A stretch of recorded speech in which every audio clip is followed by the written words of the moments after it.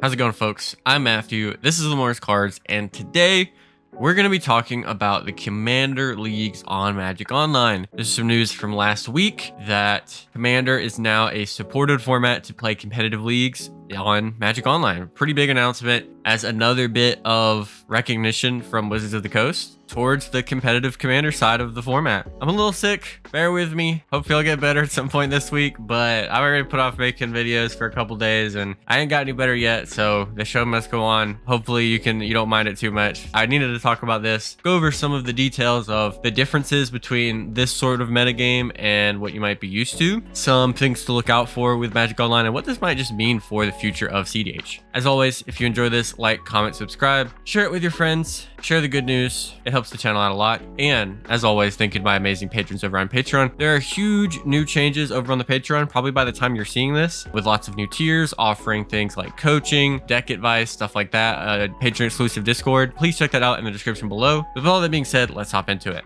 Use the link in the description below to download Whatnot, and you'll get $15 to use to buy Magic singles, sealed product, get anything that you want, really. There's no limits. You just get $15 on the account for free just for signing up. This is one of the best ways you can support the channel. And again, it's just free stuff. Use the link in the description below. Give Whatnot a try. So we have Commander Leagues on Magic the Gathering Online, MTGO Moto. What does that mean? If you're not familiar with Magic Online, it's a very old piece of software that is kind of the main way that people play other Eternal formats. Legacy and Vintage mainly live in that space. And it is a convenient way to be able to compete in, a format where you're not having to worry about people cheating. There's no webcam shenanigans. It can be a lot faster and more convenient for people to play this way. It's not the prettiest thing in the world, but it does get the job done, and it's Magic. And it has supported Commander on the platform for a while, but not in this exact format. So Magic Online does leagues for basically every format that's on there, meaning that you queue up with a deck of your choice and a format of your choice, and you play a certain number of games. In 60 card formats like Legacy, you'll play 5 matches and you get rewards based on how well you do. You'll be queued up against people looking to play competitive games, and you're going to be matched up against people roughly who have your same record and play for better prizes. The Commander leagues that we have are 3-game leagues, similar to what you do on like Limited or Cube, where you'll play 3 games against 3 opponents each. This presents sort of like a ladder kind of way to compete in cEDH for the first time, and especially in official capacity. That's very interesting that Wizards of the Coast is doing that. We had the announcement last week about them potentially partnering with tournament organizers. They've already been sort of more interested in Commander from a competitive perspective, from other stuff that we've talked about. And this is just another big push in that direction, and it's really awesome to see, though it isn't without some changes and its own issues, right? Magic Online is a digital platform, and as such, you can't do something like saying, hey, I present this loop. Is that good with everybody? Cool. Well, I'm going to do this 70 million times. If you want to do something 70 million times, you got to click through it 70 million times. So there's been a lot of meta shakeups in terms of what's really actually viable on the platform. Decks that win with just raw Thassa's Oracle or other, simple 2-card combos are a lot better than, and a lot simpler and easier to play than the decks that require making infinite mana with like Cannon Basalt Monolith or Dockside loops or things like that. Just because of the sheer limitation on your, how much time you have. Magic Online functions with a chess clock system, where each player starts the game with a certain amount of time, and while they have priority, their timer is clicking down, and if they run out of time, they lose the game.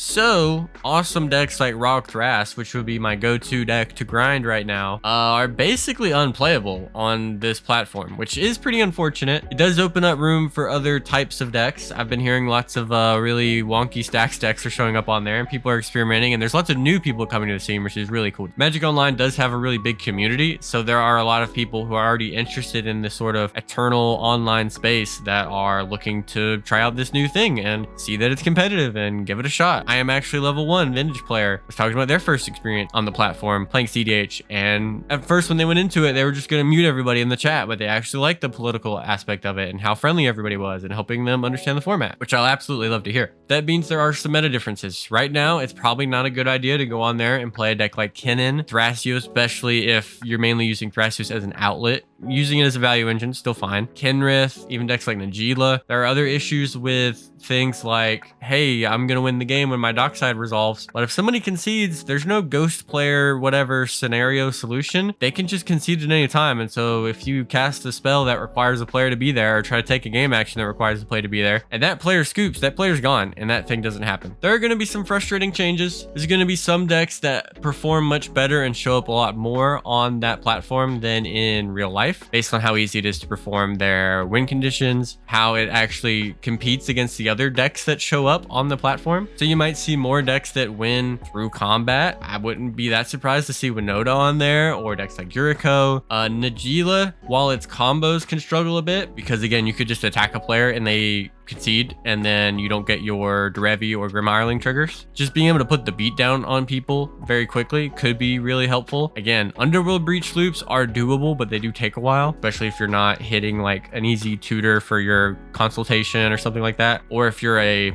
Breach deck that doesn't have access to blue. So there are some considerations to be had. My beloved Rogthras, I don't think I'm going to be playing it there. That's just infinite mana combos that take forever to click through, I imagine. So probably not going to try that there, but maybe another deck like Rogsai that doesn't have that issue, or of course Timnacrom. No matter what, Timnacrom comes out on top. And there's some pretty affordable ways to play it. I was looking, I'm probably going to be doing some leagues myself. If you guys are interested in seeing videos of that, let me know, or maybe even streams of that. I wouldn't mind getting back into streaming, but probably going to be playing some Rogsai, maybe some Omnix, maybe Corvold. I know the Mayhem Devil loops might be tough, but we could get through a loop digging through the deck and Praetor's Grasp out of win con, you know, stuff like that. Maybe that would be easier. And just also punching people with the dragon would be way more viable. It's gonna be interesting to see how that metagame shakes up, how popular it is. I know right now the queues are a little slow, but you know, if a whole bunch of you get on there, go to these rental services that you can pay, like I think Mana Traders had like 25 a month for their commander package. Not a bad deal. 450 ticks. Pretty much every deck I looked at was cheaper than that. Magic Online, yeah, it costs money to get the cards, but you also, if you buy the cards, you can sell them for real money. And also there's tons of rental services to use. So I would recommend checking it out. Maybe it's not your thing. Maybe your deck of choice isn't really viable on there, but I think it is going to be interesting that there's going to be this way to play Magic that is much faster. There's no shuffling, none of that logistical mess that sometimes a game can be. I think it'll be a lot quicker in general. I think it's also just going to be cool to have a kind of different meta game to get to play in because of slight differences in the structure and also cards that are available. There are a few Universes Beyond cards that aren't on there yet, or might never be in the case of like the Fallout cards and maybe the Doctor Who cards. If it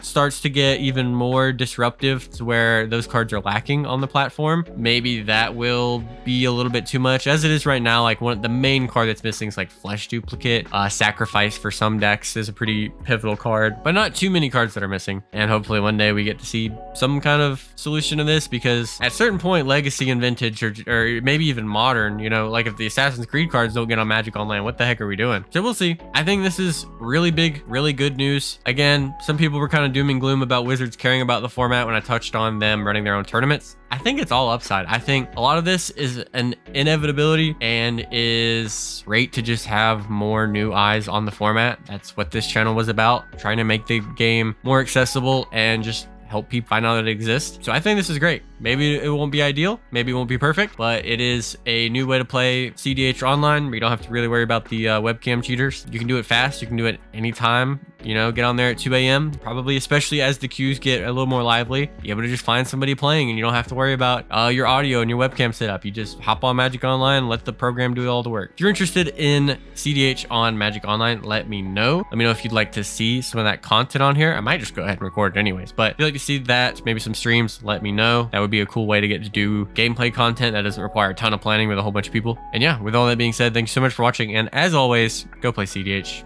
Have a good one, everybody.